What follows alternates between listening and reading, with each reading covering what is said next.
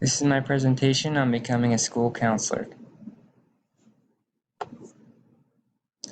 So I'll work directly with students through instruction, appraisal and advisement, and counseling. Through instruction, I'll teach the school counseling curriculum to students, focusing through the lens of selected student standards from ASCA, the mindsets and behavior for student success, through appraisal and advisement, by assessing students' abilities, interests, and achievements to help them make decisions about their future, and through counseling, by providing professional assistance and support to a student or a small group of students during times of transition, heightened stress, critical change, or other situations impeding student success. School counselors do not provide therapy or long-term counseling in schools. However, school counselors are prepared to recognize and respond to student mental health needs and to assist students and families seeking resources. Indirectly, I'll work with students through consultation, collaboration, and referrals.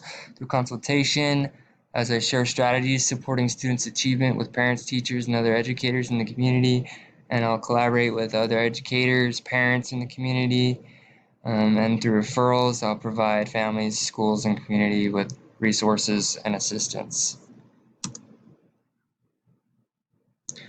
Education, I'll get a master's in counseling.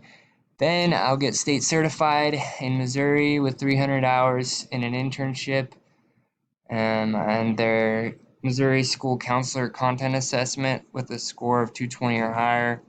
And I'll also do the School Counselor Candidate Assessment.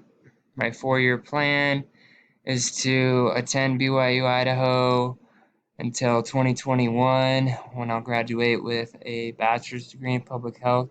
In 2022, I'll become a program management analysis with the Peace Corps, and then I'll apply to graduate programs that same year. And then in 2023, I'll graduate or attend graduate school. Why I'm majoring in public health is because on my mission, I saw the change in people's health, and I really want to impact health and plan health and program health programs to make sure that people can have a lasting, healthy lives, lasting impact. As I compared my reasoning in Chapter 13, I realized that I do have a strong interest in psychology and I would like to incorporate that into my career, but I do not want to become a professional psychologist, and psychology is not my undergraduate degree, but the jobs I'm considering do not require a bachelor's degree in psychology, and I do not want to become an academic psychologist. And here are my resources.